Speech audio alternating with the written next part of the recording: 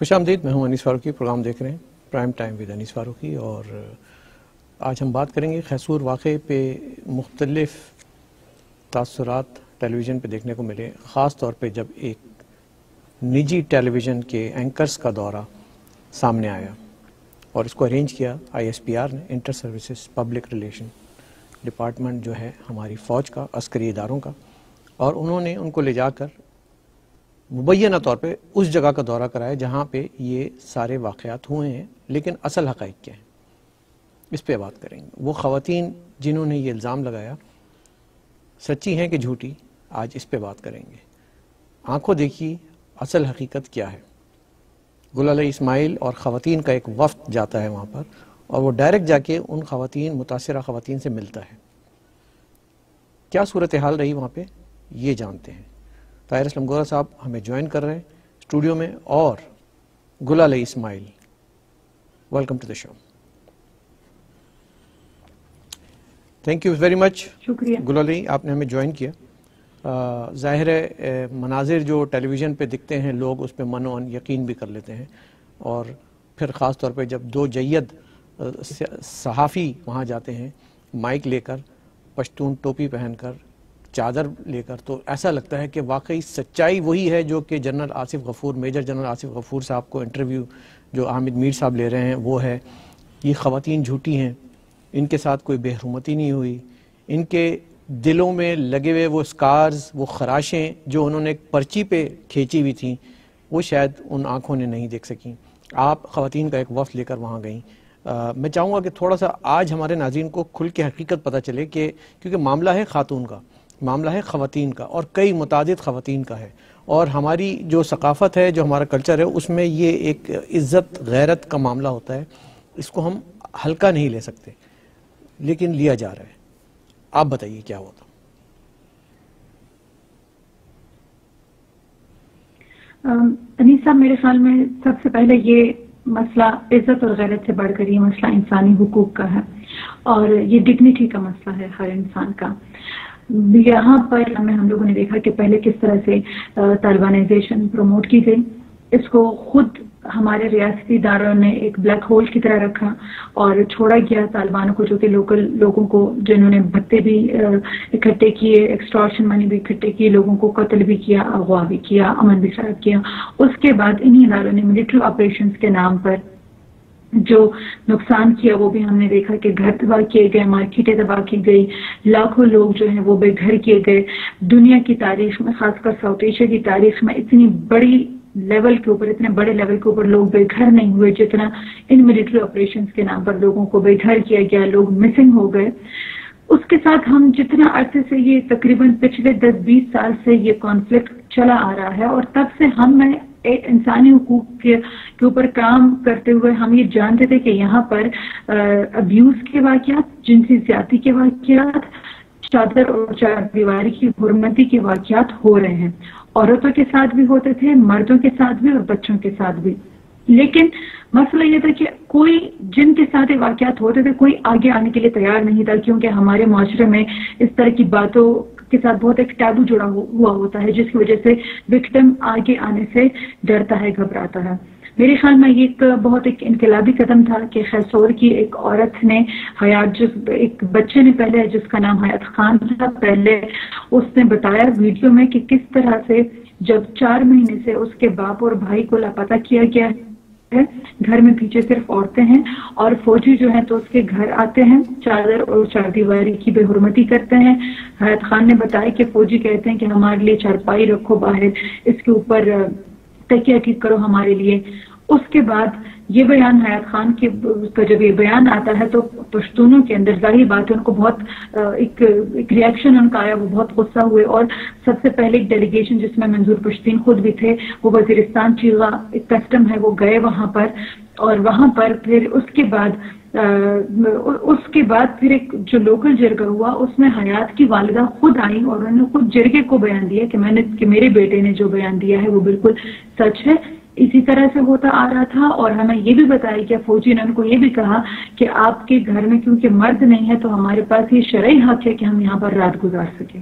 مطلب یہاں بھی اسلام کارڈ استعمال کیا گیا. اور آپ نے جو واقعات بتائے ہیں طاہر اسلم گورا صاحب، یہ ذرا سا دیکھیے گا کہ ان کے گھر کے تمام جو مرد ہیں وہ تو ان کی قید میں ہیں. اس کے بعد وہ روز آتے تھے اور ایک چھوٹا سا معصوم سا بچہ ہے اس نے یہ اپنی آنکھوں سے دیکھا اور اس نے بھی بتایا کہ وہ آئیں گے کہیں گے کہ یہ چارپائی لاؤ, یہاں پہ تکیہ لاؤ, پھر وہ خواتین کے کپڑے اٹھا کے اس بیگوں سے نکال کے اس کو دیکھیں گے, ان کو ہینڈز اپ کرائیں گے. یہ سب کچھ ہوا اور یہ بڑی جرت کی بات ہے گورا صاحب کہ ایک خاتون نے یہ واقعات بیان کر دیے, کیونکہ اس بچے کی ویڈیو جب وائرل ہوئی تو پھر وہ خاتون میدان میں آ گئیں اور انہوں نے کہا کہ یہ معاملات اب ختم ہونے. کیسا دیکھتے ہیں آپ؟ دیکھیے گلال علیہ جو کہہ رہی ہیں وہ بہت اہم بات ہے. اس میں غیرت اور شرم سے بڑھ کے جو اصل مسئلہ ہے انسانی حقوق کا مسئلہ ہے. ہم یہاں کینیڈا میں جس سماج میں رہتے ہیں یہاں پر جینڈر ایکویلٹی ہے اور ایک کھلا سماج ہے, مگر اس طرح کی حرکت کا کوئی سوچ نہیں سکتا, تصور نہیں کر سکتا کہ اس طرح کے انسانی حقوق کی پائمالی کا کوئی اگر کوئی دنیا میں واقعہ ہوتا ہے تو یہاں کی دنیا بیٹھے ہوئے لرز جاتی ہے. اب اس بچے نے جو جرأت کا مظاہرہ کیا, پھر وہاں کی خواتین نے, اور پھر گلال علیہ جس طرح ایک وفد لے کر جاتی ہیں, یہ کم از کم پوری دنیا کی آنکھیں کھولنے کے لیے کافی ہے کہ گزشتہ اسپیشلی یہ وار آن ٹیرر کے بعد آپ کہہ لیجئے 20 سالوں سے جو ایک ظلم وہاں پر پشتونوں پر ہو رہا ہے اور جس کی آواز بن رہے ہیں اس ظلم کے خلاف پی ٹی ایم والے, اور میں ان سب کو خراج تحسین پیش کرتا ہوں. اور ہم جو پاکستانی اوریجن کے لوگ جو پاکستان سے باہر رہتے ہیں اور پوری دنیا کے لوگ اب اس سے آگاہ ہو رہے ہیں. پاکستان کے میڈیا پہ بلیک آؤٹ ہے, صرف اس طرح کے جو وزٹ آپ نے ابھی ذکر کیا جیسے مشہور اینکروں کو لے کر چلے جائیں گے پاکستان کے ISPR کے لوگ, وہ ہائی لائٹ ہوں گے. اچھا مشہور اینکر گئے کہاں تھے گلال؟ یہ مطلب یہ لوگ بھی انہی خواتین سے ملنے انہی علاقوں میں گئے تھے, کہاں گئے تھے؟ اور شاید آپ لوگ بھی اسی وقت روانہ تھے, وہ بھی اسی وقت روانہ تھے, کچھ صورتحال ایسی تھی؟ جب یہ بات ہوا تو پختونخوا کی جتنی بھی پشتون ایکٹیوسٹ عورتیں ہیں جو میجر عورتیں ہیں, ہم سب لوگوں نے مل کر یہ فیصلہ کیا کہ یہ اس طرح کا واقعہ ہے, ہم لوگ نہیں رہ سکتے اور نہ ہم یہاں سے صرف بیٹھ کر باتیں کر سکتے ہیں. ہمیں اپنی بہنوں کے پاس جانا ہوگا, ہمیں اپنی بہنوں کے ساتھ اظہار یکجہتی کرنا ہوگا کہ ان کو پتہ چلے کہ ان کی بہنیں, ان کی اور پشتون بہنیں ہیں جو ان کے ساتھ کھڑی ہیں اور ان کی جو انہوں نے ایشو اٹھایا ہے اس کو آگے لے کر جائیں گی. تو ہم سب عورتوں نے مل کر فیصلہ کیا اور ہم سب مل کر وہاں پر گئے. اسی دن جس دن ہم نے سوچا کہ ہم اپنی بہن کے ساتھ خیسور کی جو ہماری بہن ہے ہم اس کے ساتھ یکجہتی کرنے جائیں گے, اسی دن ISPR نے ہیلی کاپٹر میں کچھ نجی ٹیلی ویژن کے کچھ اینکرز کو بھی بٹھایا, وہ لے کر گئے وہاں پر. کوئنسیڈنس تھا کہ ہم دونوں ایک ہی دن گئے, بس فرق یہ تھا کہ ہم ان عورتوں سے ملنے گئے جن کے ساتھ ظلم ہوتا رہا, کہ ہم ان کے ساتھ بیٹھ سکے, ان کا دکھ درد سن سکے. متاثرین کے پاس گئے نا, ڈائریکٹ متاثرین کے پاس گئے.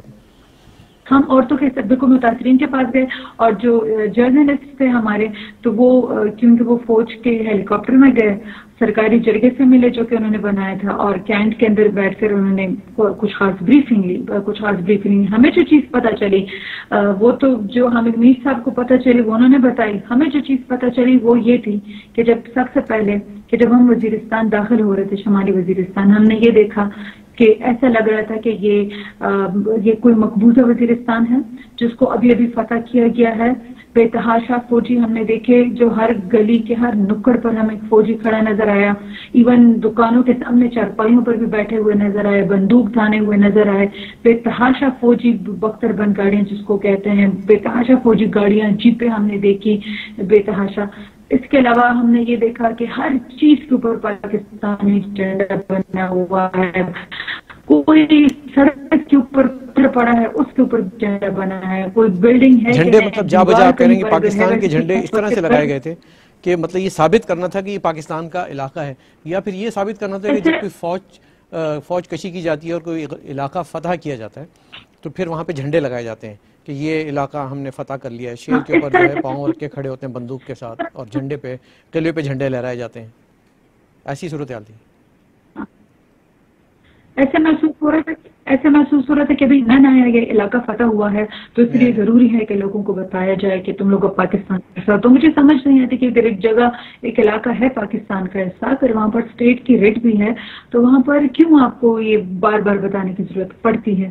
یہ تو دوسرا، ہم نے تو سلیم صافی صاحب سے کے زمانے میں سنا تھا وہ وزیرستان پیرس کی طرح ہو گیا ہے اور بہت ترقی یافتہ ہو گیا ہے، تو میں تو پیرس ڈھونڈ رہی تھی کہ کب وہ پیرس آئے گا. ہم نے دیکھا تو بالکل مٹی کے کچے گھر تھے، دور دور تک کوئی آبادی بھی نہیں تھی، سڑکیں نہیں بنی ہوئی تھی، کوئی اسکول ہم نے نہیں دیکھا، کوئی اسپتال ہم نے نہیں دیکھا، صحت کی کوئی سہولت ہم نے نہیں دیکھی. تو ہم نے تو بہت برباد اور بہت ویران وزیرستان دیکھا. ہم نے تو کیونکہ ہم گاڑی میں گئے تھے اسلام آباد. یہ ایک واقعہ ہوا ہے کہ جو خاتون سے متاثرین سے ملنے گئے، ایک آئسولیٹڈ واقعہ ہو گیا اور وہ شاید سچ کہہ رہی ہیں یا جھوٹ کہہ رہی ہیں، یا آپ کی خیال میں ایسے بہت ساری ایسے واقعات ہیں، ایسی بہت ساری داستانیں ہیں ان کہی ان سنی جو اب تک میڈیا کے ذریعے نہیں پہنچی، آپ نے جو دیکھی ہیں آج وہ پہنچائیے ذرا ہمارے تک. میں انیس صاحب میں تو وہ بتاؤں گی جو مجھے وہاں کی عورتوں نے بتایا، جو ہم نے وہاں کی عورتوں سے سنا. جب ہم لوگ وہاں پر گئے تو سب سے پہلے تو سینکڑوں لوگ ہم سے استقبال کرنے آئے تھے اور سولیڈیرٹی کرنے آئے تھے. یعنی کہ وہ حیات کی ماں کے ساتھ سولیڈیرٹی کر رہے تھے. وہ اس بات کی گواہی، ہم جب حیات کے گھر کے اندر گئے تو لوگوں نے عوامی گواہیاں دی سینکڑوں لوگوں نے کہ یہاں پر جو کہا گیا ہے سچ کہا گیا ہے. یہ ایک گھر کا واقعہ نہیں ہے، یہ گھر گھر کا واقعہ ہے. یہاں پر جب ہم عورتوں سے ملے، ہمیں عورتوں نے کہا کہ حیات کی ماں نے جو بولا ہے اور حیات نے جو بولا حرف بحرف سچ ہے، اس کا ایک ایک لفظ سچ ہے اور ہم اس کے ساتھ کھڑے ہیں. ہم حیات اور حیات کی ماں کے ساتھ کھڑے ہیں، ہم پیچھے نہیں ہٹیں گے. ہمیں گاؤں کی عورتوں نے بتایا، ہمیں بتایا ہے یہ بہت سارے واقعے ہیں. وہاں پر بہت ساری عورتوں نے آ کر ہم سے اپنی کہانیاں بتائیں. ہاں، لیکن وہ اپنی شناخت نہیں، وہ اپنی ویڈیو نہیں بنانا چاہ رہی تھی کیونکہ ان کو ویڈیو سے مسئلہ تھا. لیکن بہت ساری عورتوں نے آ کر کہانی بتائی کہ کس طرح سے یہ ہر گھر کا معاملہ کہ یہاں پر ایسا ہوتا ہے. اس کے علاوہ ہمارے ساتھ ایک اور خاتون، جیسے ہم گئے تو نورانی بی بی ہم سے ملنے آئی تھی اور نورانی بی بی نے کہا تھا کہ میرے ساتھ جو ہوا ہے وہ آپ حیات کی والدہ کا غم بھول جائیں گے اگر آپ میری کہانی سن لیں کہ میرے ساتھ کیا ہوا ہے. وہ رو رہی تھی جب ہم انٹرویو دے رہی تھی. وہ خود انہوں نے کہا تھا کہ میں ویڈیو انٹرویو دوں گی. ان کے ہاتھ میں کاغذ کی ایک پرچی تھی جس کے اوپر لائنیں لگی ہوئی تھی. انہوں نے ہمیں کہا کہ کچھ سال پہلے ان کے گھر والے اٹھا لیے گئے، فوجی ان کے گھر پر آتے تھے، ان کے گھر والوں کی بے عزتی کرتے تھے، اس کی بے عزتی کرتے تھے اور وہ کہتے تھے کہ جب بھی وہ ہراساں کرتے تھے ان کو، گھر والوں کو، بچیوں کو ہراساں کرتے تھے. کہتے تھے کہ جب بھی گھر کے مردوں کی غیر موجودگی میں فوجی آتے تھے تو وہ ان پڑھ تھی لیکن انہوں نے کاغذ کے اوپر ایک لکیر کھینچ رہی تھی. ہر دفعہ وہ ایک لکیر کھینچتی تھی جب ان کو ہراساں کیا جاتا تھا ان کے گھر کے اندر. اور انہوں نے ہمیں یہ بھی بتایا کہ جب فوجی اندر آتے ہیں تو وہ بالکل بندوق جیسے فائر کرنے کے لیے آپ کھینچ لیتے ہیں، اس کا بٹ کھینچ کے تیار کر لیتے ہیں تو کہتے تھے کہ ہم ہمارے اوپر لوڈ کر لیتے تھے، ہمارے اوپر پکڑتے تھے، ہمیں کہتے تھے کہ ہینڈز اپ، ہاتھ اوپر کرو، ہم ساتھ اوپر کرواتے تھے. یعنی کہ گھروں کے اندر یہ حال ہوتا تھا. اور آخر میں وہ نورانی بی بی اتنی تنگ آ کر کہ نورانی بی بی نے کہا کہ آخر میں اپنا گھر چھوڑ کر کہیں اور چلی گئی کہ میں ہراسانی سے بچ جاؤں. علی وزیر نے جرگے میں بتایا جب اسلام آباد میں پروٹیسٹ ہو رہا تھا، اس نے تب بھی بتایا جب وہ وزیرستان خیسور گئے جرگے کے ساتھ خطاب کر رہے تھے وہاں پر بھی انہوں نے یہ بات کی کہ یہ ہزاروں واقعات ہیں اور اس طرح کے واقعات ہوئے ہیں کہ ان واقعات کو آپ شرم آتی ہے لوگوں کو بتاتی ہوئی کہ ہم گھر کے اندر بھی وہ باتیں نہیں کہہ سکتے.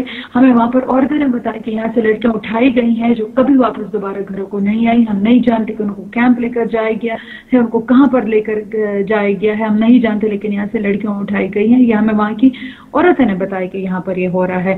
ہمیں علی وزیر نے بتایا پروٹیسٹ میں جب اسلام آباد پروٹیسٹ ہو رہا تھا کہ یہاں پر چیک پوسٹ میں چھوٹے لڑکوں کو چیکنگ کے بہانے جب اندر لے کر جایا جاتا ہے کمرے کے اندر تو ان کے ساتھ جنسی زیادتی کی جاتی ہے، 16 سال کے 17 سال کے لڑکوں کے ساتھ.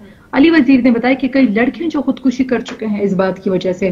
تو جب آپ اندر جاتے ہیں یہاں پر تو اتنا میڈیا بلیک آؤٹ رہ چکا ہے وزیرستان میں کہ آپ کو میڈیا ہم جیسے لوگ جا نہیں سکتے. صرف وہ میڈیا جاتا ہے جن کو ہیلی کاپٹر میں بٹھا کر ایک خاص لوگوں سے ملنے دیا جاتا ہے، خاص قسم کے جرگے سے مل سکتے ہیں. اگر میڈیا جائے گا، انسانی حقوق کے کارکن جائیں گے یا سیاسی کارکنوں کے لیے راستے کھولے جائیں گے تو تب پتہ چلے گا کہ اندر کیا ہو رہا ہے.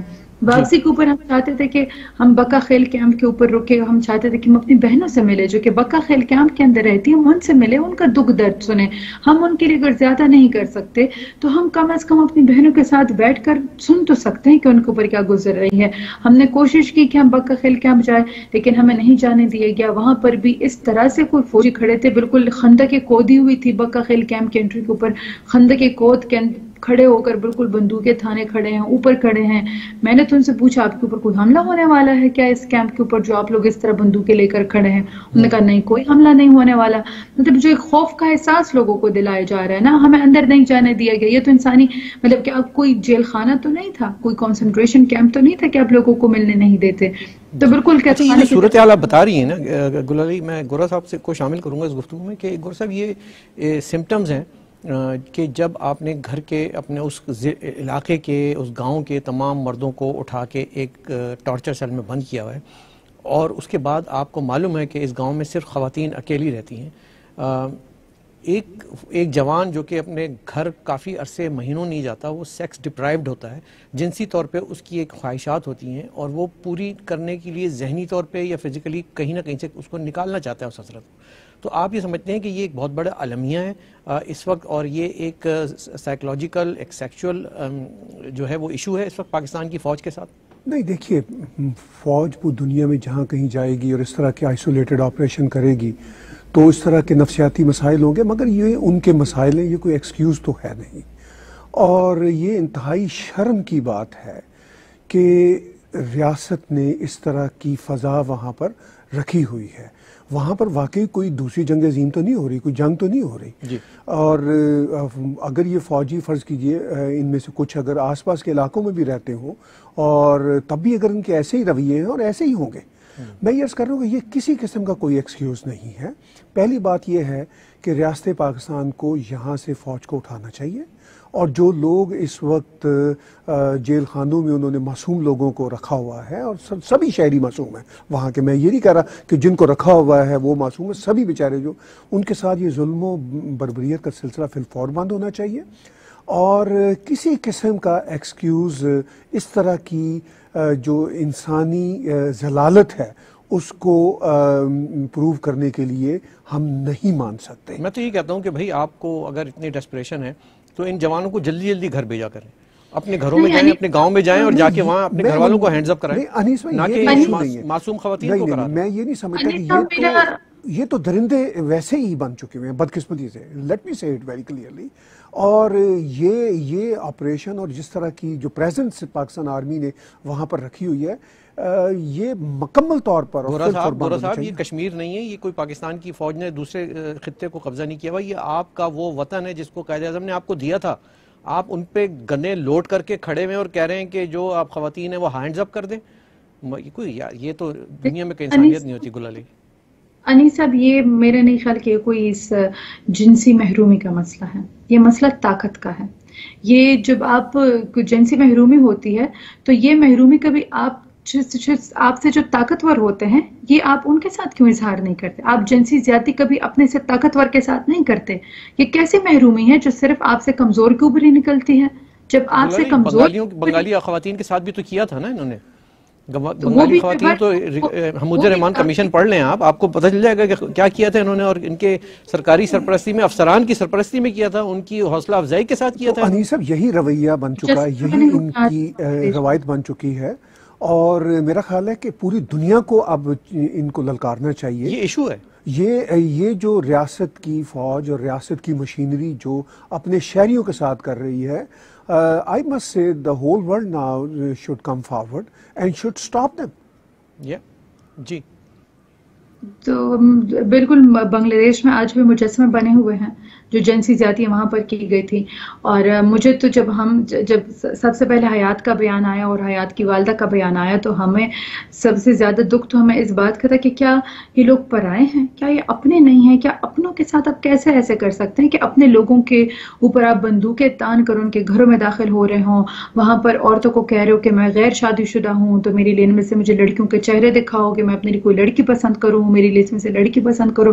یعنی کہ آپ کس طرح سے اپنے لوگوں کے ساتھ جنسی ہراسانی کر سکتے ہیں. اور آپ کو دوسری بات میں بتاؤں کہ جب ہم لوگ وہاں پر گئے, جب ہم لوگ جیسے ہی حیات کی والدہ سے ملنے کے لیے ہم جس گھر میں گئے تو وہاں پر عورتیں جمع تھی, کچھ ہم سے عورتیں ملنے آئی تھی ہم سے. ہم جیسے گئے ہم نے دیکھا کہ ایک عورت گرتی ہے دھڑام سے, اور اس کے دیکھتی دیکھتی دوسری نوجوان خاتون گر جاتی دھڑام سے, گر جاتی ہے زمین پر دھڑام سے, بالکل بالکل گر جاتی ہے. ہم خود بہت ہو گئے کہ یہ کیا ہو رہا ہے کہ ہم انٹر ہوئے اور ایک عورت گری, دوسری عورت گری. ہمیں بتایا گیا کہ یہ بہت عام ہے یہاں پر, کیونکہ یہاں پر گھر کے اندر باہر سے جب بھی کوئی آیا ہے تو وہ فوجی آئے ہیں حملہ کرنے کے لیے, کسی کو اٹھانے کے لیے, ہراسانی کرنے کے لیے. تو وہ جو نفسیات ہے وہ اتنی تباہ ہو چکی ہیں کہ جب ہم باہر سے گئے, کیونکہ ہم تو باہر سے گئے تھے, تو ان کا وہی خوف ان کو دوبارہ لاحق ہو گیا کہ شاید دوبارہ ہمارے گھر کے اوپر حملہ ہوا, اور وہ خوف کے مارے بے ہوش ہو گئی. ہمیں بتایا گیا کہ یہ عمل یہاں پر بہت عام ہے کہ عورتیں یہاں پر ذہن ان کے بالکل تباہ ہو چکے ہیں, تشدد ان کی اور تشدد سہنے کی برداشت ان کی نہیں ہے. یہ کتنا مطلب میں جو 2 قسم کی تصویریں میں وزیرستان سے واپس لے کر آئی ہوں. جب میں خیسور گئی ہوں, ایک حیات کی والدہ کا تصور میں لے کر آئی ہوں کہ وہ اس رسم و رواج کے اندر رہتے ہوئے, جہاں پر ویسے تو سارے پاکستان کے اندر کوئی بھی ہماری بڑی بڑی اداکارائیں جو ہوتی ہیں, اگر وہ بھی جنسی زیادتی جب ان کے ساتھ ہوتی ہے, ہراسانی ہوتی ہے, جب وہ بھی بات کرتی ہیں تو ہم جانتے کہ کس طرح سے ان کی شیمنگ کی جاتی ہے, کتنا مشکل ہوتا ہے ان کے لیے بولنا. ہمارے ایک ترقی یافتہ شہر میں عورت اس بات کے اوپر بات نہیں کر سکتی کہ میرے ساتھ جنسی ہراسانی ہوئی کلیگ کے ہاتھوں. آپ سوچیں خیسورا کی ایک عورت اتنی بہادر بنتی ہے کہ وہ دنیا کے سب سے طاقتور ادارے کے ہاتھوں جب جنسی ہراساں ہوتی ہے تو اٹھ کے کھڑی ہوتی ہے اور بولتی ہے. ایک بہادر کی تصویر میں لے کر آئے, نورانی بی بی کا تصور میں لے کے آئی کہ وہ کس طرح سے ان پڑھ ہوتے ہوئے بھی کاغذ کے اوپر ریکارڈ رکھ رہی ہے کہ کتنی دفعہ میری چادر اور چار دیواری میرے گھر کی پامال کی گئی ہے.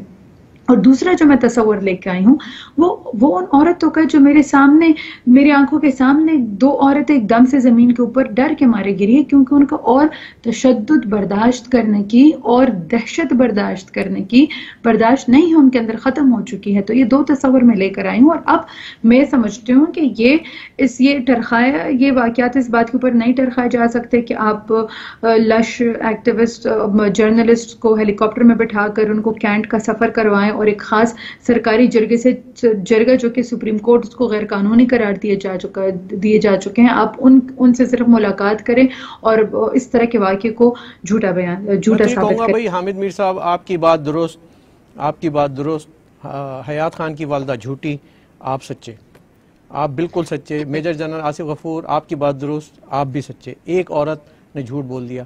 وہاں پہ سینکڑوں ایسی کہانیاں ہیں, وہاں پہ سینکڑوں ایسے گھر ہیں, وہاں پہ سینکڑوں ایسی لاپتہ نوجوان بچیاں ہیں جو آج تک گھروں کو واپس نہیں آئیں, اور اس پہ نہ وہاں کا علاقے کے لوگ, نہ وہاں کا جرگہ, نہ منظور پشتین, نہ محسن داور, نہ علی وزیر کوئی بات کرتا ہے, کیونکہ وہاں پہ بات آ جاتی ہے غیرت کی, عزت کی. اور اس طرح سے ہماری خواتین کو پامال کیا جا رہا ہے, ان کو رکھا جا رہا ہے, سیکس سلیو بنایا جا رہا ہے کیمپوں میں, کینٹ اسٹیشن میں فوجیوں کے ساتھ. انٹرنیشنل میڈیا تو اس بات کو ہائی لائٹ کرے گا نا. اگر آپ کی کوئی سیاسی مجبوریاں ہیں, مسلطیں ہیں, آپ نے آئین کی حدود میں رہتے ہوئے, جغرافیائی حدود میں رہتے ہوئے پاکستان کو تسلیم کرتے ہوئے سب کچھ سہنا ہے, سہتے رہو. لیکن افسوس کی بات یہ گورا صاحب کہ we need to talk about it now. جی بالکل. جی دیکھیے بات یہ ہے کہ وہ خاتون جنہوں نے ان کو ایکسپوز کیا ہے وہ تو آپ دکھ کے ساتھ تنزیہ انداز میں کہہ رہے ہیں, لیکن حقیقت یہ ہے کہ اتنی مظلوم, اتنی لاچار عورت اگر سچ بول رہی ہیں تو ان کو تو پتہ ہے کہ ان کے ساتھ مزید کانسیکوینسز کیا ہو سکتے ہیں. تو اس سے بڑا جو ہوتا ہے کہ کھلا سچ کیا ہوگا جو اس خاتون نے, اس بچے نے بیان کیا, اور ریاست کے جو کھڑپینچ ہیں ان کو شرم سے مرنا چاہیے. کھڑپینچوں کا مسئلہ اور پاکستان کا اور اس علاقے کا مسئلہ گور صاحب یہ نہیں ہے کہ وہاں تعلیم نہیں ہے, وہاں کھانا نہیں ہے, وہاں پینا نہیں ہے, وہاں گیس نہیں پہنچی. میں تو یہ کہہ رہا ہوں کہ ہم اس حد تک ریاست گر گئی, اس حد تک ادارے گر گئے, اس حد تک وردی گر گئی ہے کہ وہ سپاہیوں کو پروٹیکٹ کرنے کے لیے میجر جنرل نے ایک لیفٹیننٹ جو ہمارے آصف غفور ہیں انہوں نے ایک ڈرامہ رچایا, اور ان کو 2 ٹاپ کے اینکر ملتے ہیں اور ان کو لے کے جاتے ہیں. شرم نہیں آتی ان کو کہ اس طرح سے آپ ایک سچ کو جھوٹ ثابت کرنا چاہتے ہیں جو کہ ہو ہی نہیں سکتا, جس کے عینی گواہان موجود ہیں. یہ بیٹھی ہوئی ہیں اس وقت بیچ میں ہمارے گلالئی اسماعیل جو کہ دیکھ کر آئی ہیں آنکھوں سے, یہ جھوٹ بول رہی ہیں. انیس صاحب، ایک تو میں بات کلیریفائی کرنا چاہتی ہوں کہ جو بھی ظلم ہوتا ہے تو کسی کے ساتھ ظلم ہوتا ہے تو اس مظلوم کا کانسنٹ بڑا ضروری ہوتا ہے کہ وہ بات کرنا چاہے تبھی اس کے بارے میں بات کی جا سکتی ہے. یہ جو مسئلہ تھا یہ مسئلہ پشتون تحفظ موومنٹ نے پہلے دن سے اٹھایا ہے، اس کے اوپر بات کی ہے، لیکن جو چیز تب آگے جاتی ہے جب ایک جو متاثر ہوتا ہے بندہ یا مظلوم ہوتا ہے، وہ خود آ کر جب گواہی دیتا ہے، جب کہتا ہے کہ میرے ساتھ یہ ہوا ہے، پھر وہ بات زیادہ آگے جاتی ہے. جیسے ہی ایک خاتون آگے آئی ہے تو منظور بھی اسی دن پہنچا ہے، علی وزیر، محسن داوڑ اور جو باقی تحریک کے لیڈران ہیں، جو ورکر ہیں، سب کھڑے ہوئے ہیں.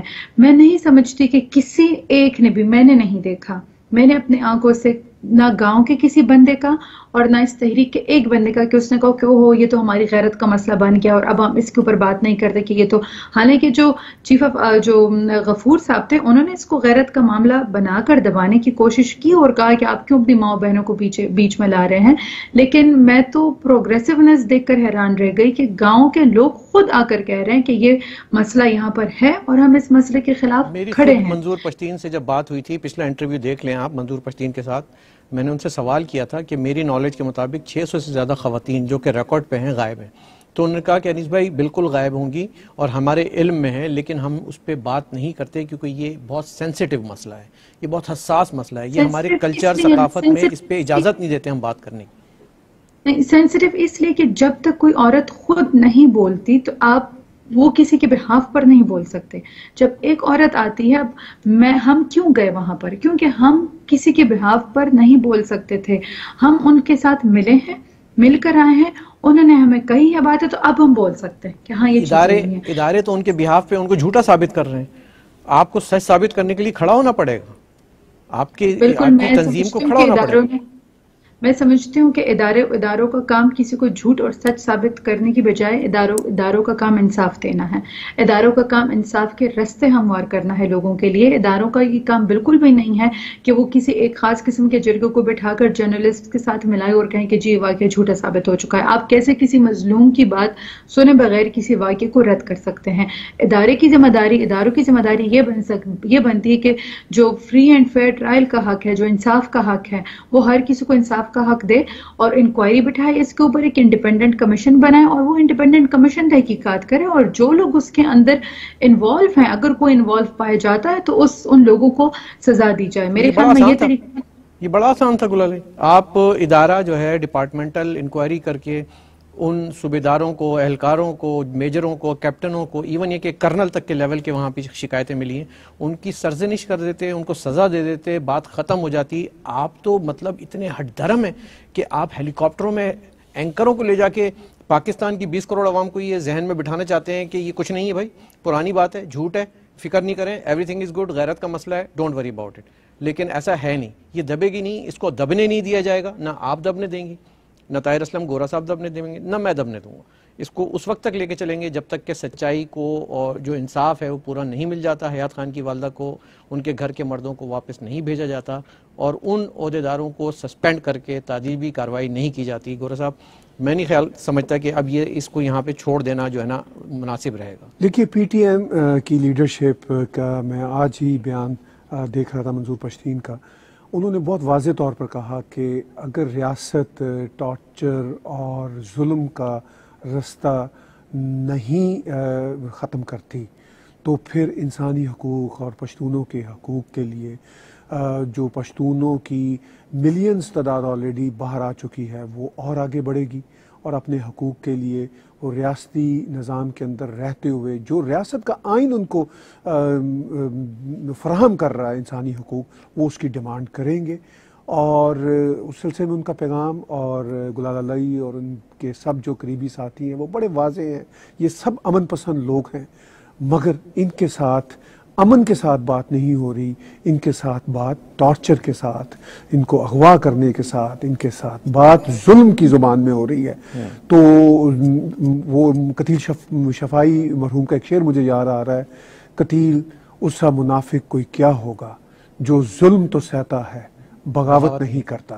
تو پاکستان کے تمام باشعور افراد ادر دین پشتونز کا یہ فرض ہے کہ وہ بغاوت، جو پرامن بغاوت ہے، اس کی بات کریں اور پشتونوں کے ساتھ پی ٹی ایم کے ساتھ کھڑے ہوں.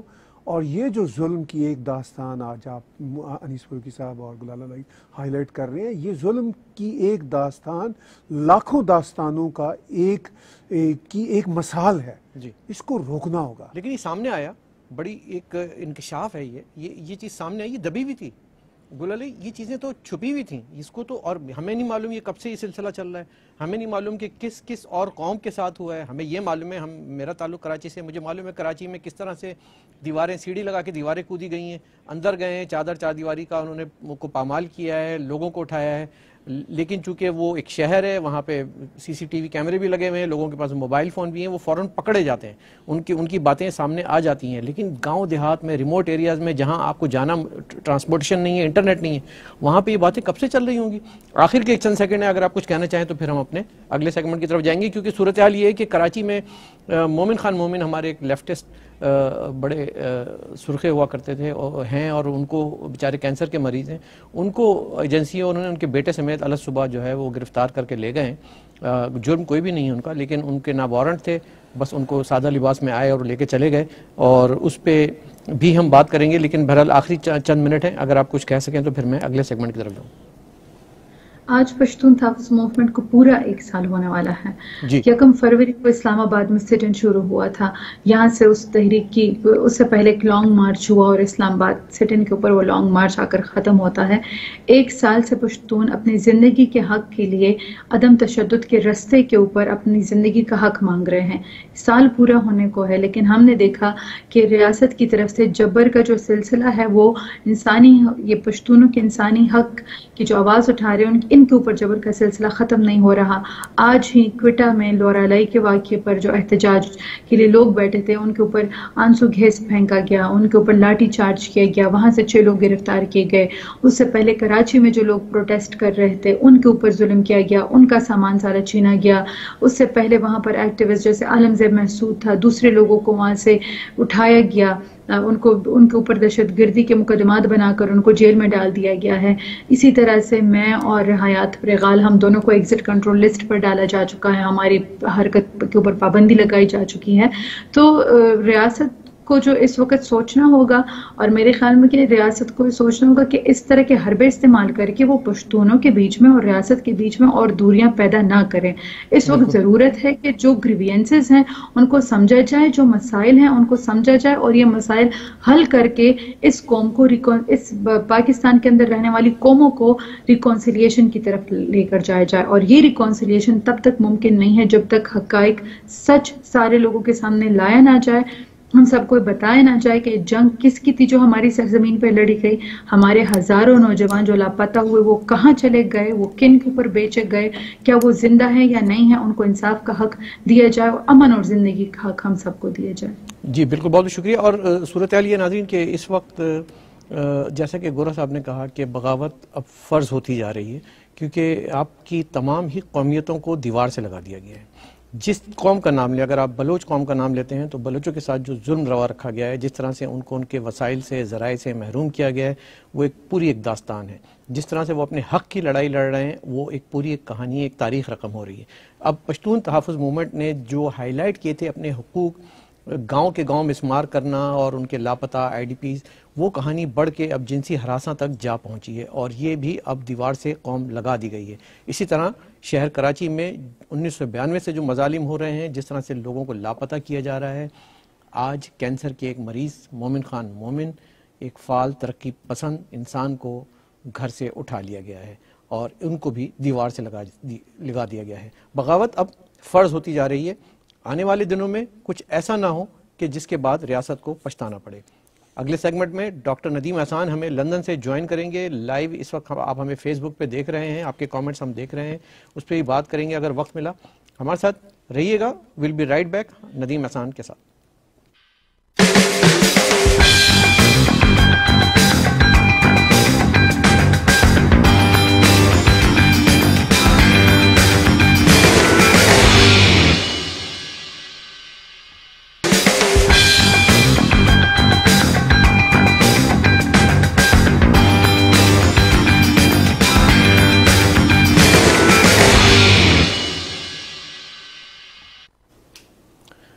ویلکم بیک ناظرین، پروگرام دیکھ رہے ہیں آپ پرائم ٹائم ود انیس فاروقی، اور اس وقت ہم جوائن کر رہے ہیں لندن سے ندیم احسان، ڈاکٹر ندیم احسان کنوینر MQM کے ساتھ.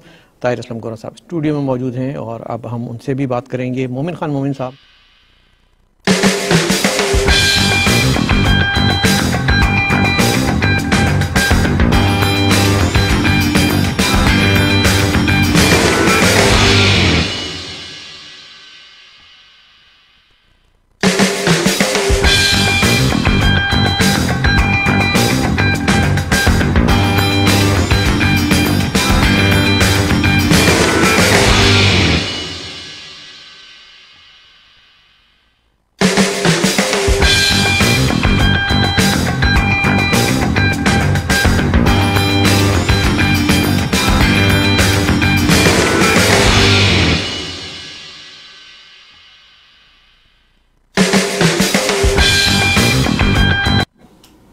جی ویلکم بیک. ندیم احسان صاحب ہمیں جوائن کر رہے ہیں، کنوینر متحدہ قومی موومنٹ کے لندن سے. ان سے بات ہوگی. اسٹوڈیو میں طاہر اسلم گورا صاحب موجود ہیں. ویلکم ٹو دا شو.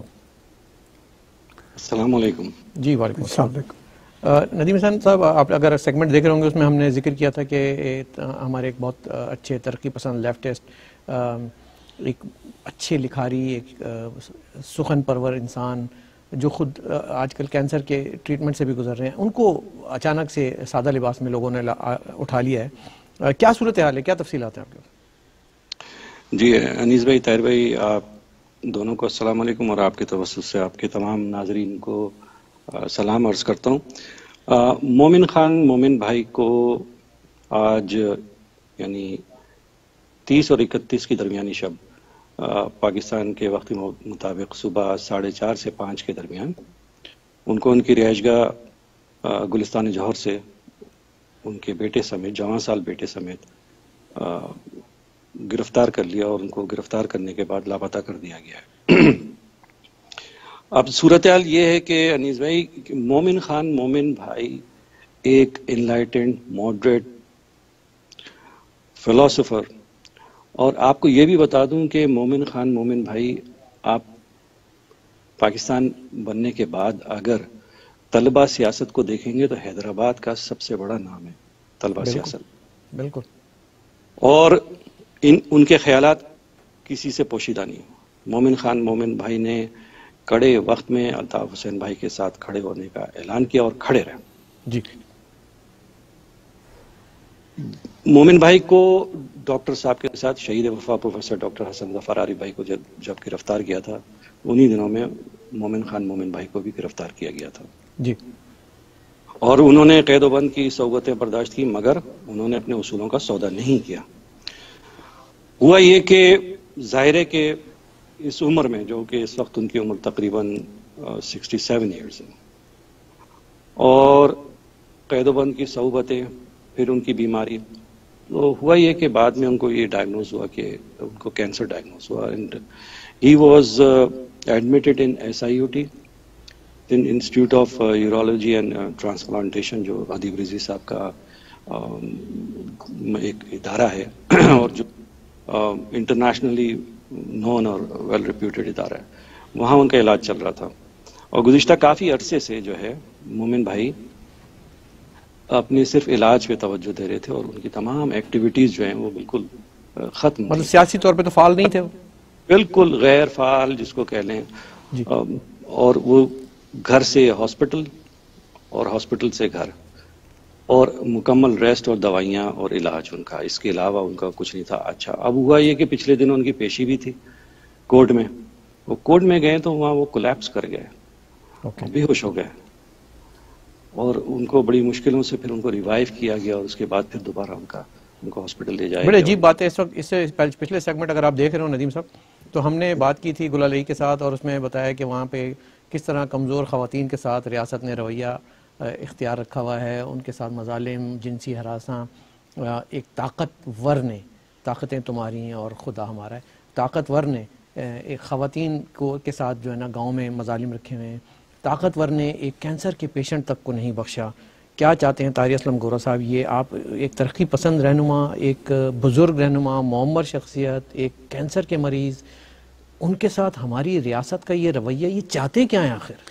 بہت ہی دکھ کی بات ہے، مظالم کا جو ریاست کے مظالم ہیں وہ مہاجروں کے ساتھ عرصہ دراز سے وہ چلے آ رہے ہیں، ان کا سلسلہ طوالت پکڑ رہا ہے، اور کوئی شرم نہیں آ رہی ریاستی مشینری کو کہ اتنے اہم انٹلیکچوئلس، اتنے ہمبل لوگوں کو، اور پھر بدقسمتی سے جب وہ آلریڈی ایک صحت کے ایک انتہائی سنگین مسئلے سے گزر رہے ہیں، ان کو تشدد کا نشانہ بنایا جا رہا ہے، ان کے ساتھ ظلم ہو رہا ہے۔ وہ جیل میں جو ان کے ساتھ سلوک ہو رہا ہے وہ تو ہمیں نہیں معلوم۔ تو مطلب آفٹر آل کیا یہ ریاستی مشینری پاکستان کی مظلوم اقوام کو اس مقام پر لے کر آنا چاہ رہی ہیں خود ہی کہ جہاں پر سب بغاوت کا علم جو ہے اس کو بلند کریں؟ یہ ایک سوال ہے جو ڈاکٹر ندیم احسان ہمارے لیڈر ہیں ایم کے الطاف بھائی نے ان کو اپنے ان کے دست راست ہیں۔ تو میں ڈاکٹر ندیم احسان سے جاننا چاہتے ہیں کہ ڈاکٹر صاحب اتنا ظلم سہ رہی ہے آپ کی پوری قومیت، آپ کی پورے، بس ہو گئی اب تو میرے خیال، کیا آپ دیکھتے ہیں کہاں تک یہ جائے گا معاملہ؟ جی طاہر بھائی، let me clear one thing, leader تو صرف الطاف حسین بھائی ہیں اور میں تو just follower, and we the rest جو 70 ملین مہاجرز ہیں وہ الطاف بھائی کے فالوورز ہیں۔ میں یہ سمجھتا ہوں کہ یہ ریاست جو ہے نا، ریاست پاکستان، یہ خود دنیا کا ایک کینسر بن گئی ہے اس وقت، اور اس وقت تمام مظلوم قومیتیں ان پہ آپ ظلم و ستم دیکھیے۔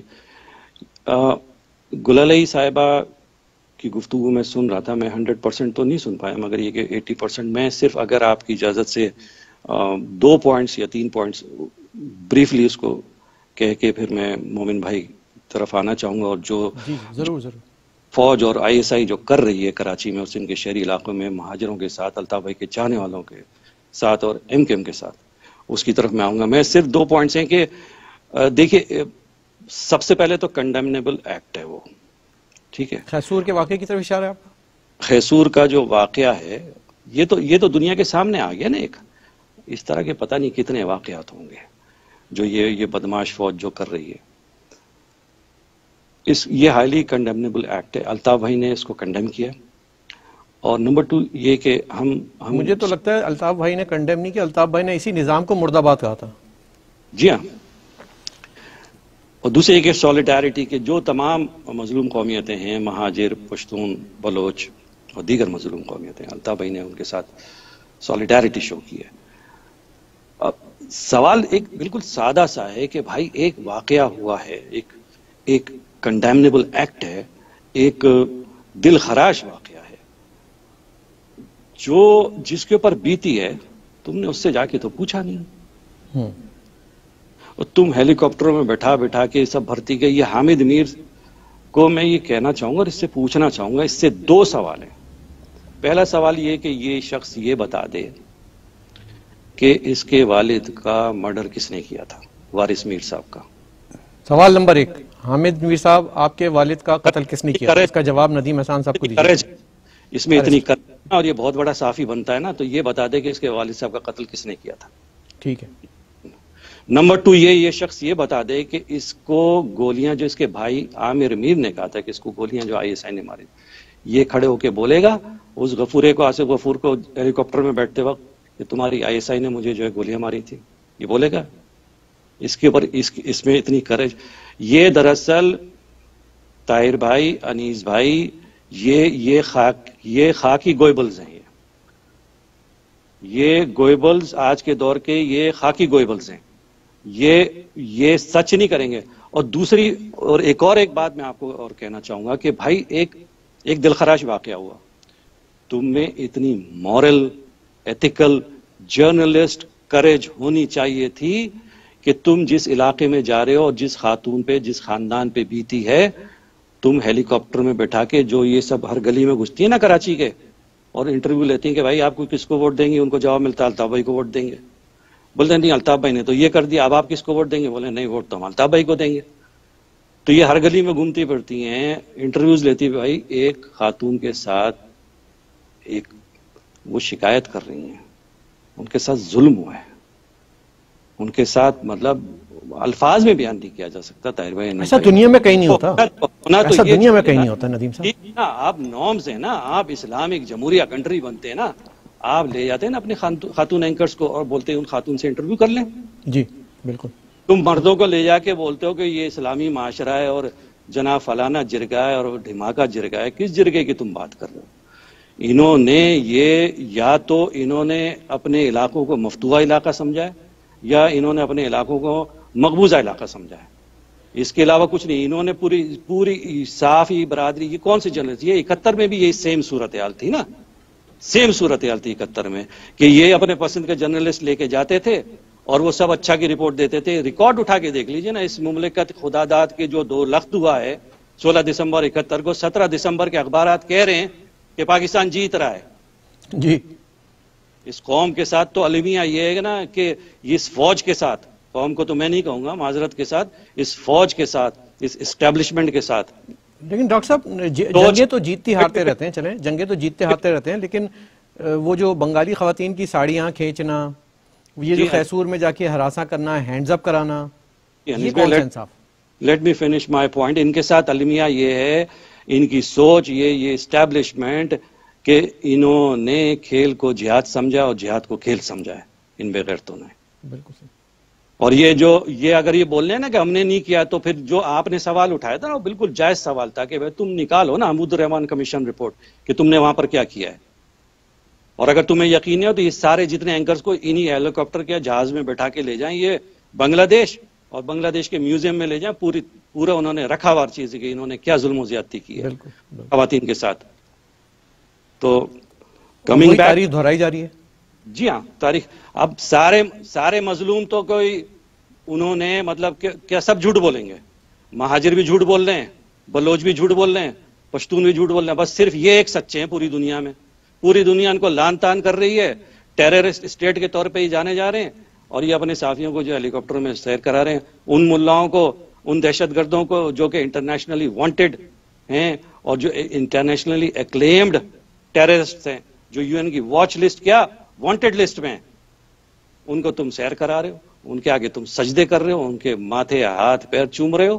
بالکل بالکل. طاہر صاحب یہ جو سچویشن ابھی ڈاکٹر صاحب بتا رہے ہیں, جی, اور جو اس سے پہلے آپ نے گلالئی کی باتیں سنی, دیوار سے لگانے کا جو یہ اب سلسلہ ہے تمام ہی قوموں کے ساتھ ایک جیسا, ایک ہی رویہ, ایک ہی پیٹرن ہمیں نظر آ رہا ہے.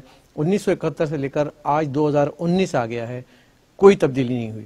مجھے یاد ہے آپ نے ایک کتاب پبلش کی تھی 1995 میں, اور اس میں یہ ساری صورتحال کچھ بیان کی تھی, اور اس کے بعد آپ نے جب وہ کتاب میرے خیال میں پچھلے ہفتے پڑھی ہے, آپ کو ایسا نہیں لگا کہ یہ آج کے دور کی کہانی اس 1995 میں بیک ٹو دا فیوچر لکھی گئی تھی؟ دیکھیے وہ کتاب جو میں نے پبلش کی تھی پاکستان میں 1995 میں, پاکستان میں انٹیلیجنس ایجنسیوں کا سیاسی کردار, پاکستان میں انٹیلیجنس ایجنسیوں کا سیاسی کردار, اس کو 25 سال بعد میں نے حال ہی میں دوبارہ پڑھا, اور مجھے اندازہ ہوا کہ حالات نہ صرف ویسے کے ویسے ہیں بلکہ مزید ابتری کی طرف گئے ہیں. اچھا, وہ اپنی جگہ پہ ایک داستان. میں نے ابھی گلالئی کے ساتھ جب ہم بات چیت کر رہے تھے تو ایک شعر پڑھا تھا جو میں ڈاکٹر ندیم احسان کی نظر بھی کرتا ہوں, قتیل شفائی کا شعر ہے, قتیل اس سے ظالم, قتیل اس سے منافق کوئی کیا ہوگا جو ظلم تو کرتا ہے, جو ظلم تو سہتا ہے بغاوت نہیں کرتا. اب جو ہے وہ بغاوت ان معنوں میں ہے اپنے حقوق کے لیے.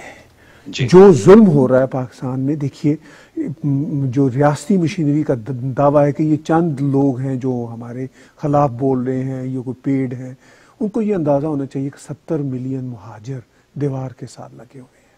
ان کو یہ اندازہ ہونا چاہیے کہ 30 ملین پشتون دیوار کے ساتھ لگے ہوئے ہیں.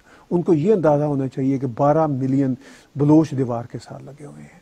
سندھی جو اس تڑپ کو سمجھتے ہیں, جو باشعور ہیں, اسی طرح جو پنجابی اس تڑپ کو سمجھتے ہیں, وہ بھی چند ملین لوگ بن جائیں گے. تو پاکستان کی اکثریت جو عوام ہے وہ تو اس ریاستی جبر ظلم کے اب خلاف ہو چکی ہے.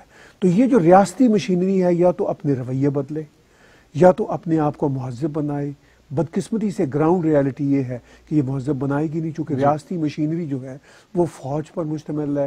فوج اور انٹیلیجنس ایجنسیوں کا ایک خاص سائیکی ہوتی ہے کہ یہ ہمارے دشمن ہیں، ان کو ہم نے نیست و نابود کرنا ہے. انہوں نے ان کو نہ تو سمجھنا ہے نہ مسائل کو جاننا ہے.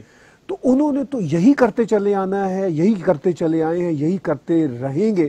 تو ڈاکٹر ندیم احسان اور سب جو ہمارے مختلف کمیونٹیز کے رہنما ہیں، ان سب سے اب یہ سوال ان سب کے سامنے کھڑا ہے کہ آفٹر آل اس بند گلی سے نکلنے کا راستہ کیا ہے؟ آخر کب تک چونکہ یہ ہمارا پروگرام لائیو جا رہا ہے اور بہت سارے دوست کامنٹ بھی کر رہے ہیں، میں سارے نہیں پڑھ پاتا، لیکن چونکہ ہم بے آوازوں کی آواز ہیں تو ایک چھوٹا سا کامنٹ مجھے لگا اچھا میں اس کو بتا دیتا ہوں. ریحان صاحب نے ایک کامنٹ دیا ہے، ریحان مہتاب نے، کہ میرا بھائی عمران مہتاب 2 سال سے لاپتہ ہے کراچی سے، اس کے لیے بھی آواز اٹھائیں. ہم بے آوازوں کی آواز ہیں، ہم نے آپ کا بھائی کا نام اور وہ پڑھ دیا ہے، اللہ تعالیٰ نے چاہا تو وہ واپس آئیں گے، ایجنسیوں کی اس میں ہیں یا جہاں بھی ہیں ان کو بھی بازیاب کرایا جائے. لیکن اس وقت ہمارے ایک بزرگ رہنما، معمر رہنما مومن خان مومن گھر سے اٹھا لیے گئے ہیں سادہ لباس میں ملبوس افراد نے، بغیر کسی وارنٹ کے ان کے جوان سال بیٹے کے ساتھ کینسر سے جنگ لڑتے ہوئے مومن خان میمن کو لے جا کر لاپتہ کر دیا ہے. میں اسے اغوا کہتا ہوں، جبری اغوا کہتا ہوں، انفورس ڈس اپیرنس کہتا ہوں. ڈاکٹر ندیم صاحب نے اس پہ تفصیلی ویڈیو بریفنگ بھی کی ہے اور ہم اس کو بار بار اٹھائیں گے اس آواز کو کہ ان کو فوری طور پہ امیجیٹلی ود امیجیٹ افیکٹ اگلے چند گھنٹوں میں ان کو بازیاب کرانا چاہیے، کر دینا چاہیے. جی ڈاکٹر صاحب. جی انیس بھائی 2-3 پوائنٹس میں امپورٹنٹ پوائنٹس کوئکلی بولنا چاہوں گا. نمبر 1 یہ کہ 2 فروری اس ہفتے کو یعنی سیٹرڈے کے دن الطاف بھائی کا خطاب ہے، اہم، تاریخی اور انقلابی. اس میں اعلان فرمائیں گے الطاف بھائی، اور آپ کے چینل کے توسط سے میں یہ بھی اعلان کرنا چاہوں گا ایز اے کنوینر کہ وہ لندن کے وقت کے مطابق 3 بجے سٹارٹ ہوگا انشاءاللہ، اور پاکستان کے وقت کے مطابق رات 8 بجے، اور آپ کا جو ٹائم ہے غالباً 10 بجے. تو وہ بہت امپورٹنٹ ہے. جب الطاف بھائی نے یہ اعلان کیا اور ہماری طرف سے رابطہ کمیٹی کی طرف سے یہ جاری کیا گیا کہ الطاف بھائی 2 فروری بروز ہفتہ کو انتہائی اہم تاریخی اور انقلابی خطاب کرنے جا رہے ہیں، تو آپ یاد کیجئے کہ 27 جنوری کو یعنی اسی مہینے پی ٹی ایم کا جو دھرنا جو سوراب گوٹ پہ چل رہا تھا، جو ابھی تک جاری ہے، 27 جنوری کو الطاف بھائی نے اپیل کی کہ جو ملینیلز ہیں، خواتین، بزرگ، بچے اور نوجوان عوام جو ہے وہاں پر اس دھرنے میں اور احتجاج میں شامل ہوں. وہاں پر شامل ہوئے، اور اس کے بعد سے جو انہوں نے چھاپے اور گرفتاری، کوئی وارنٹ نہیں، کچھ نہیں، یہ گھروں میں گھس رہے ہیں، دروازے توڑ کے، کھڑکیاں توڑ کے، سیڑھیاں لگا کے، اور چار دیواری کا تقدس پامال کر کے، اور خواتین کے ساتھ بدتمیزی، بدتہذی بھی، اور جن کا اگر کوئی تعلق بھی نہیں ہے، مثال ان کے شوہر کا یا ان کے بیٹے کا یا ان کے والد کا، وہ اٹھا کے لے جا رہے ہیں. اور اب تک درجنوں مہاجروں کو جو ہے گرفتار کیا جا چکا ہے، اور وہ لاپتہ ہیں سارے گزشتہ 5 روز سے. تو یہ 5.5 سال سے جو آپریشن چل رہا ہے وہ تو اپنی جگہ ہے. یہ تمام جب سے کہہ لیجئے کہ 92 کا آپریشن، فوجی آپریشن، یا 22,000 سے زائد مہاجروں کو یہ شہید کر چکے ہیں، مگر یہ ریاستی بربریت، یہ یزیدیت، یہ اس سے باز نہیں آ رہے. ان کو یہ سمجھتے ہیں کہ یہ کوئی بہت بڑے بدماش ہے. ان کے سامنے کوئی بدماش آتا ہے کہ یہ 93,000 کی تعداد میں ہتھیار ڈال کے آ جاتے ہیں، اور ساری بدماشیاں ان کی جو ہے مظلوم. کس آئین اور قانون کے تحت اگر پی ٹی ایم کے دھرنے میں یا احتجاج میں وہاں پر مہاجر گئے ہیں، وہ ماورائے عدالت لاپتہ اور اسیر ساتھیوں کی فیملیز وہاں گئی ہیں، تو اس دھرنے میں کون سا غیر آئینی یا غیر قانونی مطالبہ ہو گیا بھائی؟ اور کون سا ایسا کر لیا؟ ان کی ٹانگیں کیوں کپکپاتی ہیں؟ یہ اپنے گرداماد کو، احسان اللہ احسان کو فوجی عدالت میں کیوں نہیں لاتے؟ یہ وہ صحافی ہیں طاہر بھائی، انیس بھائی، کہ یہ احسان اللہ احسان کو جو بولتے ہیں یہ شاعر اور ادیب ہے، اس کے انٹرویوز کرتے ہیں. اور مومن خان مومن جیسا انٹلیکچوئل، فلسفی، اتنا بڑا نام، کیا کیا اس نے؟ اس کا کیا گناہ ہے؟ اس کے بیٹے کا کیا تعلق ہے MKM سے کہ بیٹے کو اٹھا کے تم لے گئے، جواں سال بیٹے کو؟ کیا بیت رہی ہے اس کے گھر والوں پہ اور دیگر جو بے گناہ اور مظلوم ہیں، چاہے وہ مہاجر ہوں، چاہے وہ بلوچ ہوں، چاہے وہ پشتون ہوں؟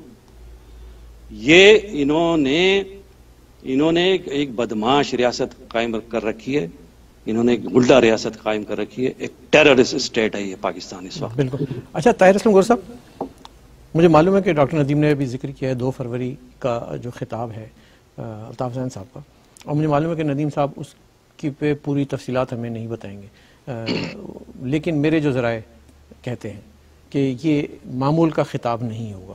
یہ میں آپ کو بالکل واضح الفاظ میں دعوے سے بتا رہا ہوں کہ یہ خطاب معمول کا خطاب نہیں ہوگا۔ یہ ایک ایسا خطاب ہوگا کہ جو کہ تاریخ میں بہت کم اس نوعیت کے خطابات ہوتے ہیں یا اعلانات ہوتے ہیں جو کہ سمت کا تعین کرتے ہیں قوموں کی۔ اس سے زیادہ میں نہیں کہوں گا، اگرچہ مجھے تھوڑا بہت علم ہے، لیکن چونکہ ابھی اس کی تصدیق نہیں ہوئی ہے، لیکن عوام سے میں ایک مرتبہ یہ ضرور کہوں گا، اور جو میری میڈیا برادری دیکھ رہی ہے پاکستان میں مختلف گروپس پہ اکثر مجھ سے سوالات آنا شروع ہو گئے کہ ایسی کیا خاص بات ہے الطاف حسین صاحب کے اس دفعہ کے خطاب میں، تو اس کا جواب 2 فروری کو ہی ملے گا پاکستان کے وقت مطابق رات کو 8 بجے۔ اور آپ کو بھی ظاہر ہے چونکہ بینگ اے میڈیا پرسن آپ کے علم میں بھی اس طرح کی باتیں ہیں، کچھ آپ بتائیں گے کہ یہ کیا الطاف حسین صاحب کیا کرنے جا رہے ہیں 2 فروری؟ دیکھیے، معلوم ہوا ہے کہ الطاف بھائی کا ایک انتہائی اہم خطاب ہے۔ میں یہ کہوں گا کیونکہ جو باقی خطابات ہوتے ہیں وہ بھی بہت ہی اہم ہوتے ہیں، اس لیے کہ وہ ایک بے باک شخص ہیں، ایک بے باک لیڈر ہیں۔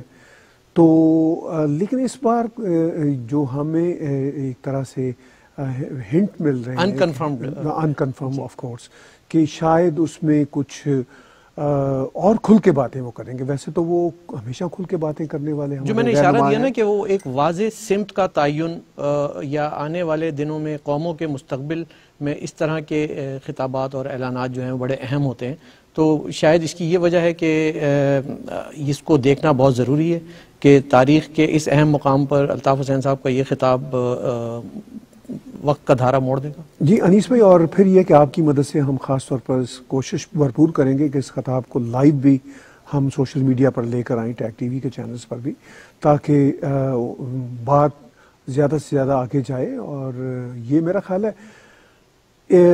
دیکھنے اور سننے کے لیے ہم سب منتظر ہیں سیٹرڈے کی شام کو۔ اور کچھ بتائیے گا ندیم صاحب، ڈاکٹر صاحب کچھ بتائیں ذرا، کچھ خطاب کے بارے میں کچھ تو انسائٹ دیجیے، بریکنگ نیوز دیں، کچھ تو دیں۔ آپ کو تو بریکنگ دے دوں گا نا، وہ دوسروں کے لیے 8 بریکنگ ہو جائے گی، تو تھوڑا کر لیجیے نا۔ اتنے دل نہ توڑیں۔ ہاں، ان کے جو دنیا کا ان کے دل ٹوٹے ہوئے ہیں ڈاکٹر صاحب، ان کی نیندیں حرام ہو جائیں گی، بس زیادہ سے زیادہ یہی ہوگا۔ یہ سارے بوکھلاٹ میں، یہ پاگل پنے میں تو کر رہے ہیں انیس بھائی جی۔ اور میں ایک انتہائی اہم بات آپ کو اور کہنا چاہوں گا کہ دیکھیں، مومن بھائی کی عمر دیکھیں، ان کی بیماری دیکھیں، خدا نہ خواستہ ان کو کچھ ہوا تو یہ جو ریاست کے جتنے بھی یہ ہیں نا، یہ بدماش، اور جتنے بھی یہ، چاہے وہ وزیر اعلیٰ ہو اور وفاق کے جتنے بھی لوگ ہوں گے، چاہے وزیر اعظم ہو اور یہ آئی جی شائی جی، یہ ان سب کے ابھی یہ اس وقت سمجھے، یہ اٹیمپٹ ٹو مرڈر ہے، 307 کا کیس ہے، اور خدا نہ خواستہ ان کو کچھ ہوا تو بھی 302 کا کیس سیدھا سیدھا ان کے اوپر ہے۔ اور یہ کورٹس کو چاہیے کہ یہ ایکشن لیں، یہ بدماشی اس طرح نہیں چلے گی، یہ بدماشی اس طرح نہیں چلے گی۔ اور آپ یاد کیجئے نا کہ یہ اسی سندھ میں، یہ جو بولتے ہیں نا ہر چیز صحیح ہے، اسی سندھ میں بیٹھ کے چیف جسٹس کے بیٹے کو عیسائی نغوا کیا تھا۔ یہ بدماش ہو گئے ہیں، ان کے منہ کو خون لگ گیا، ان کے منہ کو پیسے لگ گئے ہیں، یہ سمجھ رہے ہیں کہ جو کمزور آتا ہے اس کے سامنے یہ ساری ان کی بدماشیاں نکلتی ہیں، اور جو کوئی طاقتور آ جاتا ہے تو پھر 93,000 کی تعداد ان کی تاریخ بھری پڑی ہے ان کی۔ ان کو بیک ٹو دا خطاب آف الطاف حسین صاحب، آپ نے بینگ اے ڈاکٹر ایک بڑا اچھا ڈائگنوسس پیش کیا تھا ابھی کہ یہ ریاست کینسر زدہ ہو گئی ہے، اور اس کا جو ہے پھر آپ کو معلوم ہے کہ سرجری کرنی پڑتی ہے، اس کا علاج کرنا پڑتا ہے، اس میں سے کچھ چیزیں نکال کے پھینکنی پڑتی ہیں یا کچھ اس کے حصے بکھرے کرنے پڑتے ہیں۔ تو خطاب اس کینسر زدہ ریاست کا کوئی ٹریٹمنٹ ہے، کیا ہے، علاج ہے کچھ؟ دیکھیں، جس ریاست کا پہلے ایمپیوٹیشن ہو چکا ہو نا 71 میں 16 دسمبر کو نا، جی، تو اب تو یہ سسک سسک کے ہی جی رہی ہے نا، اور سسک سسک کے ہی مرے گی. اس طرح کے رویوں سے آپ ایک گھر نہیں چلا سکتے، آپ ریاست کیا چلائیں گے؟ اس طرح کے رویے، یہ دنیا آج کی 21ویں صدی کی دنیا، we are sitting now in 2019. جی ٹھیک ہے، آپ نے الطاف بھائی کی تقریر پر پابندی لگا دی، غیر آئینی، غیر قانونی. ٹھیک ہے، اور میں نے آپ سے جب آپ سے گفتگو ہوئی تھی انیس بھائی، تو میں نے یہی کہا تھا جو رؤف کلاسرا صاحب کا جو now they are feeling the heat, okay, and you will feel the heat. So just wait for another 2 days or day and a half, and you will see and feel the real heat, inshallah. Doctor صاحب ایک اہم بات ہے، اس پہ بھی ذرا دھیان دیجیے گا کہ بلوچ ہوں، پشتون ہوں، سندھی ہوں، یا گلگت سرائکی، شیعہ، احمدی، مہاجر، یہ سب الطاف حسین کو متفقہ قائد مانتے ہیں، کیونکہ وہ بات بالکل دل کو لگتی ہوئی کرتے ہیں، اسٹریٹ کرتے ہیں، بے باک کرتے ہیں. اور میں یہ سمجھتا ہوں کہ وقت کے اس اہم موڑ پہ، تاریخ کے اس اہم دور میں الطاف حسین MQM کے کندھوں پر ایک بڑی اہم ذمہ داری ہے کہ وہ ان مظلوموں، محروموں اور پسے ہوئے طبقے کے لیے اب کوئی اسٹریٹ قدم اٹھائیں. آپ سمجھتے ہیں؟ بالکل. دیکھیے وہ ان کی ہی اس لیے ذمہ داری ہے کہ سب سے سینئر، سب سے جہاں دیدہ اور سب سے سیزنڈ اور حق کی بات کرنے والے پولیٹیشین ہیں. اب دوسری اقوام نے بھی فرینکلی محسوس کر لیا کہ وہ جو ریاست کا پراپیگنڈا تھا الطاف بھائی کے خلاف، وہ اب دوسری مظلوم اقوام کے سامنے بھی وہ پراپیگنڈا اب ایکسپوز ہو گیا. ان کو اندازہ ہو گیا کہ الطاف بھائی کے خلاف کس قدر زہریلا پراپیگنڈا دہائیوں سے چلا رہا تھا. بالکل. اور دوسری اقوام نے، خاص طور پر پسے ہوئے لوگوں نے محسوس کر لیا کہ یہ حق گو شخص نہ تو ڈرتا ہے، نہ جھکتا ہے، ایک سادہ زندگی گزارتا ہے. اور اب وہ بلا شبہ الطاف بھائی کو اپنا لیڈر تسلیم کر چکے ہیں. اور میرا یہ خیال ہے کہ الطاف بھائی کا کوئی بھی اعلان وہ ان سب کے لیے قابل قبول ہوگا. یا تو ریاستی مشینری ہوش کے ناخن پکڑے، اپنی حدوں میں جائے اور ملک کو چلانے کی ذمہ داری الطاف بھائی جیسے سیزن پولیٹیشین کے ہاتھ میں سونپے. اور یا پھر الطاف بھائی اب صرف 70 ملین مہاجرز کے ہی رہنما نہیں ہیں، اب دوسری پسی ہوئی ملینز عوام کے بھی رہنما ہیں. تو اکثریت کے تو اب رہنما بن گئے نا پاکستانی عوام کے. تو جو ان کو ابھی بھی محسوس نہیں کر رہے، وہ بھی انہی کے حق میں تو یہ بات کر رہے ہیں. الطاف بھائی انسانی حقوق کی بات کر رہے ہیں اور کہہ رہے ہیں کہ یہ ریاست تبھی بچ سکتی ہے کہ اگر انسانی حقوق کی پاسداری ہوئی، اور اگر انسانی حقوق کی پاسداری نہ ہوئی تو ظاہر ہے یہ ریاست نہیں بچ سکے گی، جس طرح 1971 میں نہیں بچ پائی تھی. تو بڑا سمپل سا پیغام ہے. اور اگر ہم وہ تقریر جو 2 فروری کو آ رہی ہے، اگر ہم اس کو اس پیغام یا اس گیس کے ساتھ جوڑیں تو بڑی صاف سی بات ہے.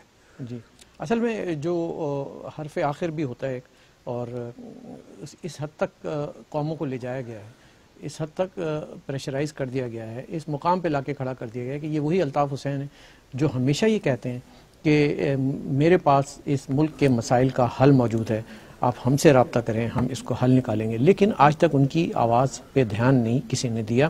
اور جس طرح سے آج ایک کینسر کے پیشنٹ مومن خان مومن کو جس بے دردی، بہرحمی، بربریت اور وحشت ناک طریقے سے جیل میں لے جا کے ڈالا گیا، یہ کہاں لے جا کے ڈالا گیا کسی کو خبر نہیں.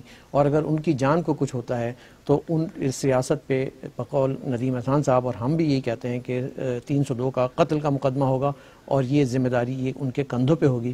جب اس حد تک آپ کسی کو دیوار سے لگا دیں گے تو پھر 2 فروری کو تقریر سننا لازم ہو جاتا ہے، فرض ہو جاتا ہے. جی ڈاکٹر صاحب. Yeah, they are answerable and they are accountable as well.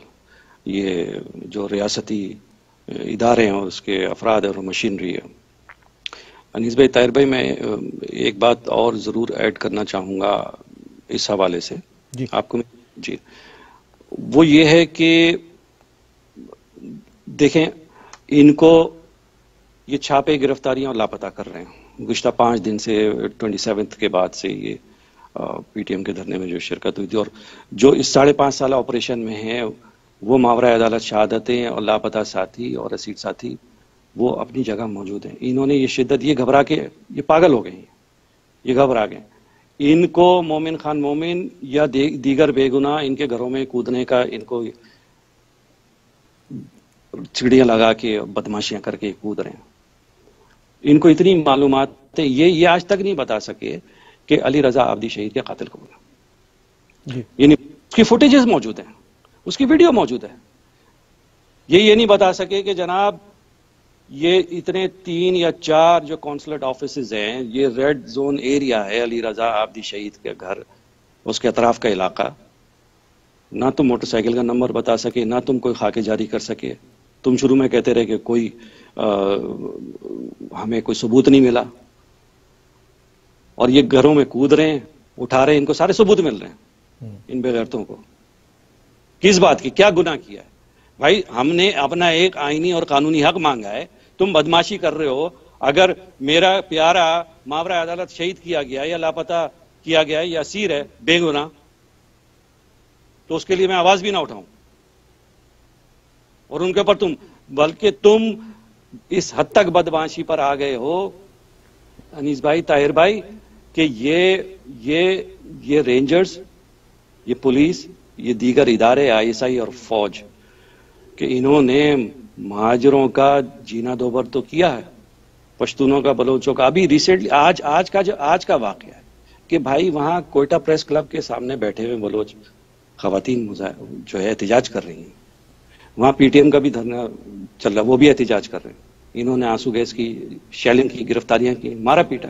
جی، ان بیچاری بلوچ خواتین کا کیا قصور ہے؟ وہ اپنا حق بھی نہیں مانگ سکتے. اور یہ بدماشوں کو، یہ جتنے بھی ان کے، یہ احسان اللہ احسان ہو جائے، خادم رضوی ہو جائے، حافظ سعید ہو جائے، ان کو یہ سلوٹ مارے. 5 سال تم 5.5 سال اپنی جو اکیڈمی کے اندر تم جو اسامہ بن لادن کو رکھو، وہ لوگ، وہ صحیح ہے، وہ تمہیں نہیں پتا چلا. ہاں تمہیں یہ پتا چلتا ہے کہ کراچی کے زمین کے اندر جو ہے یا کسی قبرستان میں کوئی اسلحہ رکھا ہوا ہے، جو پنی پیک تم نکالتے ہو چمکتا ہوا دمکتا ہوا، نہ اس پہ مٹی لگی نہ کچھ. جی، سب چیزیں نظر آ جاتی ہیں. بالکل. تو یہ اس طرح معاملات نہیں چلتے، نہ اس طرح ریاستیں چلتی ہیں، اس طرح کوئی گھر نہیں چل سکتا. اور میں یہ سمجھتا ہوں کہ بھائی یہ طاہر بھائی، اسلم بھائی، ان کو ہوش کے ناخن لینے چاہیے. الطاف بھائی جو ہیں، جو آپ بات کہہ رہے تھے نا انیس بھائی، الطاف بھائی کہتے ہیں نا کہ مظلوموں کا ساتھی ہے الطاف حسین. تو الطاف بھائی مظلوموں کے رہبر ہیں، ان کے قائد ہیں. اور آج تمام مظلوم قومیتیں الطاف بھائی کی طرف دیکھ رہی ہیں، اور وہی رہبر ہیں، وہی رہنما ہیں، اور وہی انشاءاللہ ہم سب کو منزل تک لے کے جائیں گے. کیا انتظامات ندیم احسان صاحب، ڈاکٹر صاحب، کیا انتظامات کیے ہوئے تقریر کے سلسلے میں؟ دنیا بھر میں اس کو دیکھا جائے گا. ریاست بھی کوشش کرتی ہے وہ پیجز کو بلاک کرنا، کبھی یوٹیوب کو بلاک کرنا، اس طرح کی. ہماری طرف سے تو یہ مطلب کھلی اعلان ہے، ہم کر رہے ہیں ٹیک ٹی وی کہ ہم اس کو لائیو نشر کریں گے دنیا بھر میں. جہاں ٹیلی ویژن اسکرین پہ دیکھا جائے گا، ہمارے سوشل میڈیا نیٹ ورک پہ دیکھا جائے گا. 2 فروری کا خطاب الطاف حسین صاحب کا ہم لائیو نشر کریں گے. لیکن لندن سے جو آپ کے ٹیکنیکل ٹیم اور یہ سب اس کی تیاریاں کر رہی ہے، اور عوام میں کیا اس وقت ایک تجسس پایا جا رہا ہے، اس بارے میں بتائیے گا. جی انیس بھائی، طاہر بھائی، عوام میں تمام مظلوم قومیتوں میں، مہاجر، پشتون، بلوچ، تمام مظلوموں میں یہاں پر تانتا بنا ہوا ہے کالز کا. کالز کا تانتا لگ گیا. ہاں بالکل. میرے پاس جو فون ہے یا ہم ساتھیوں کے پاس جو جن سے بھی ہمارا مطلب پوچھا جا رہا ہے.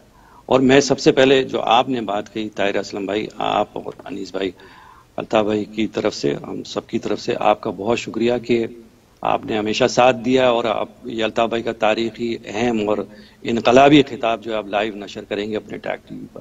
اور جو ہماری جو ٹیم ہے، سوشل میڈیا کی ٹیم، اور جو ہمارے ساتھی یہاں موجود ہیں، اور پوری دنیا میں جس کو دیگر ساتھی جو موجود ہیں اوورسیز یونٹس کے حوالے سے بھی، تو وہ ہم آپ سے کوآرڈینیٹ کر لیں گے، اور پوری دنیا سے کوآرڈینیٹ کریں گے. اور انشاءاللہ آپ دیکھیے گا بہت اہم تاریخی اور انقلابی خطاب ہے.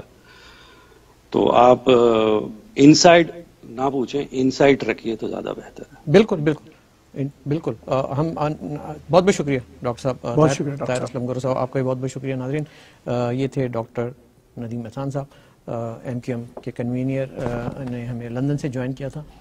2 فروری کا الطاف حسین صاحب کا خطاب میں ایک بار پھر واضح الفاظ میں اور دعوے سے کہہ رہا ہوں کہ معمول کا خطاب نہیں ہے.